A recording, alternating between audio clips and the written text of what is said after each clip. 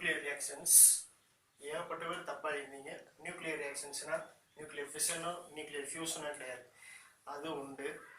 இது நம்ம சிலபஸ் படி பார்த்தீங்கன்னா கொஞ்சம் வித்தியாசமாக இருக்குது. அதாவது என்னென்ன டைப்ஸ்லாம் இருக்குன்னா எலாஸ்டிக் ஸ்கேட்டரிங்,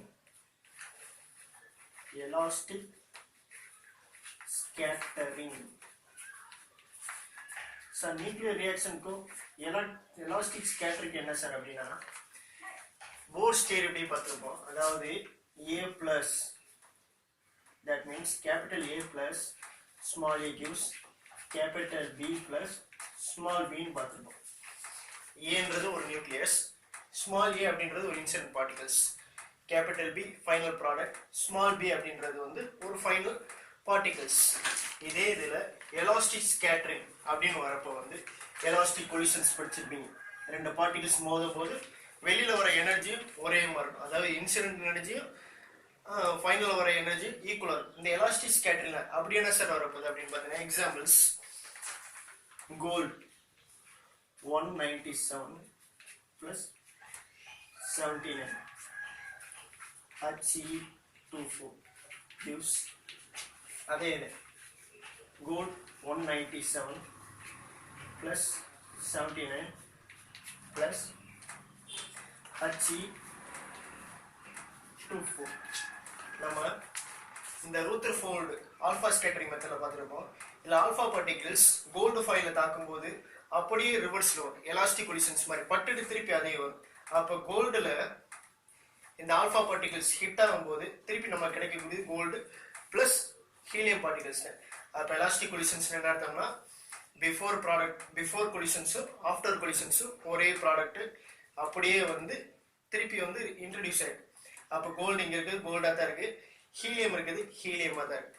இதான் வந்து எலாஸ்டிக் ஸ்கேட்டரிங். நியூக்ளியர் ரியாக்ஷன்ஸில் இது ஒரு டைப் எலாஸ்டிக் ஸ்கேட்டரிங் அப்படின்றது.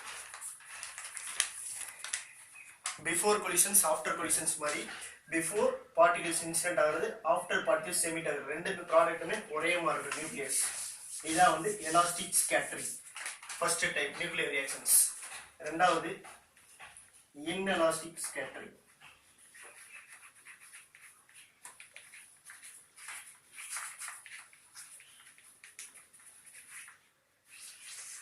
இந்த இன்எலாஸ்டிக் ஸ்கேட்டரிங் அப்படின்னு என்ன கேட்டீங்கன்னா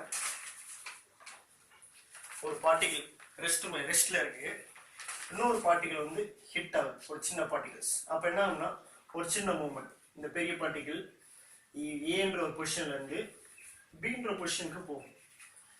அப்போ இந்த பார்ட்டிகிள்ஸ் இங்கிட்ட இருந்தால் அதே மாதிரி எமிட் ஆகிடும். அப்போ என்ன சார்னா ஒரு இடத்துல நிற்கிறீங்க, உங்களை வந்து ஒரு ஆள் தள்ளி விடுறாரு அப்படின்னா ஒரு அடுத்த பொசிஷனில் போய் நிற்பீங்க. அதுக்காண்டி மற்றபடி எந்த சேஞ்சஸுமே இருக்காது. உங்களுக்குள்ள ஒரு எனர்ஜி வந்து திருப்பி வந்து எமிட் ஆகி வெளியில் வருது, அந்த பார்ட்டிகிள்ஸ் அப்படியே எமிட் ஆகி போயிடும். சேஞ்சஸ் இன் பொசிஷன் மட்டும், பொசிஷனில் மட்டும் சேஞ்ச் ஆகுது. அப்படின்னா ஒரு எனர்ஜி வந்து ஒரு எக்ஸைட் ஆகிற மாதிரி, ஒரு எனர்ஜி வந்து எக்ஸைட் ஆகிற மாதிரி. எக்ஸாம்பிள் ஒரு லித்தியம் பிளஸ் ஹைட்ரஜன் ஆட்டம், இது ரெண்டே ஹிட் ஆகும்போது லித்தியம் வந்து ஒரு எனர்ஜி வந்து அப்சர்வ் பண்ணிடும், எனர்ஜி அப்சர்வ் பண்ணிட்டு திருப்பி ஹைட்ரஜன் வந்து வெளியில போயிடும். எலாஸ்டிக்லேயே அதே மாதிரி தான் இருக்கு. இன்எலாஸ்டிக்ல பார்த்தீங்கன்னா எனர்ஜி வந்து அதிகமாக இருக்கு, லைஃப் டைம் வந்து, அதாவது எனர்ஜி வந்து இன்னும் கொஞ்சம் அதிகமாக இருக்கு. இனிஷியல் ப்ராடக்டோட லித்தியமும் அந்த ஃபைனலாக கிடைக்கிற லித்தியத்தோட எனர்ஜி வந்து அதிகமாக. இந்த எனர்ஜி எப்படி லிபர்ட் ஆகும்னா லித்தியமாகவும் ப்ளஸ் ஃபோட்டானாகவும் லிபரேட் ஆகும். அப்போ எலாஸ்டிக்கும் இன்எலாஸ்டிக் என்ன வித்தியாசம்னா லித்தியம் அப்படியே வரப்போகுது ப்ளஸ் ஒரு சம் அமௌண்ட் ஆஃப் எனர்ஜி ஃபோட்டான்ஸை வந்து லிபரேட் ஆகும். இதான் இன்எலாஸ்டிக் ஸ்கேட்டரிங் நியூக்ளியர் ரியாக்ஷன்ஸோட ரெண்டாவது டைப்.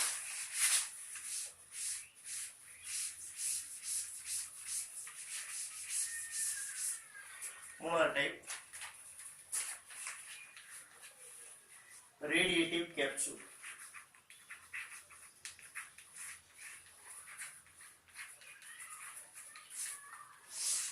என்ன சார் ரேடியேட்டிவ் கேப்சூல்னா, ரேடியன்னா நார்மலாக கிடைக்கிற ரேடியேஷன்ஸ், அது கேப்சூல் பண்ணும்போது என்னென்ன ரியாக்ஷன்ஸ் நடக்கும்போது இது ஒரு நியூக்ளியர் ரியாக்ஷன்ஸ் மாதிரி. நியூக்ளியர் வந்து வேற டிசைனாக மாற்ற போதாது. எக்ஸாம்பிள் ஐஸ் கட்டி எடுக்கிறீங்க, ஐஸ் கட்டி எடுத்து சாதாரண நம்ம கையில் வைக்கும் போது உருகி போகுது. அது எதனால? வெளியில் இருக்க சர்ஃபேஸ் டெம்பரேச்சரை அப்சர்வ் பண்ணுறதுனால. அப்போ ரேடியேஷனை கேப்சூல் பண்ணுது. ரேடியேஷனை கேப்சூல் பண்றதுனால ஒரு காம்பவுண்டு இன்னொரு காம்பவுண்டை எப்படி மாறப்போகுது அதான் பார்க்க போறோம். ரேடியேட்டிவ் கேப்சூல் இதுக்குரிய எக்ஸாம்பிள்ஸ், ஒரு கார்பன் ஒரு ஹைட்ரஜன் அப்சர்வ் பண்ணி என்னவா கன்வெர்ட் ஆகுதுன்னா நைட்ரஜன் பிளஸ் போட்டான் வந்து லிபரேட் பண்ணும். அப்போ ரேடியேட்டிவ் கேப்சர்னா ஒரு பார்ட்டிகிளை கேப்சூல் பண்ணி இன்னொரு காம்பவுண்டா வந்து சேஞ்ச் ஆகுது, அதான் வந்து ரேடியேட்டிவ் கேப்சூல்.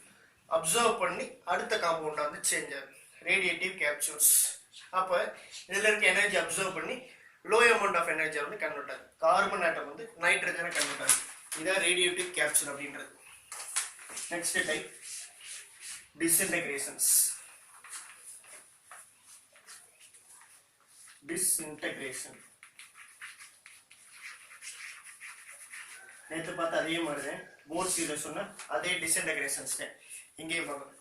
இன்டகிரேஷன்னா சம் பண்றது, டிஸ்இன்டகிரேஷன்னா ஸ்பிளிட் பண்றதுன்னு அர்த்தம். இந்த டிஸ்இன்டகிரேஷன்ல என்ன சார் ஆக போகுது, ஒரு பெரிலியம் அயான்ஸ் எக்ஸாம்பிள், ஒரு பெரிலியம் அயான்ஸ் ஒரு ஆல்பா பார்ட்டிகிளை கேப்சூல் பண்ணி என்னவா கன்வெர்ட் ஆக போகுது அப்படின்னு பார்த்தீங்கன்னா கார்பனா கன்வெர்ட் ஆகுது, C612 பிளஸ் நைட்ரஜன். இந்த டிஸ்இன்டகிரேஷன் பார்த்தீங்கன்னா ஒரு காம்பவுண்டு இன்னொரு காம்பவுண்டை வந்து டிஸ்இன்டகிரேட் ஆகி போச்சு. அதாவது ஆல்பா பார்ட்டிகிளை அப்சர்வ் பண்ண உடனே இது என்னன்னா இது ஒரு அன்ஸ்டேபிள் ஸ்டேட்டாக போய் கார்பன் ஆட்டமா கன்வெர்ட் ஆயிடுது. இதான் வந்து டிஸ்இன்டகிரேஷன்ஸ். ஃபோர்த் டைப் நியூக்ளியர் ரியாக்ஷன்ஸ்ல fourth type. First elastic, inelastic, radiative disintegrations. கடைசி இது போட்டோ டிஸ்இன்டகிரேஷன்ஸ். போட்டோ டிஸ்இன்டகிரேஷன்ஸ்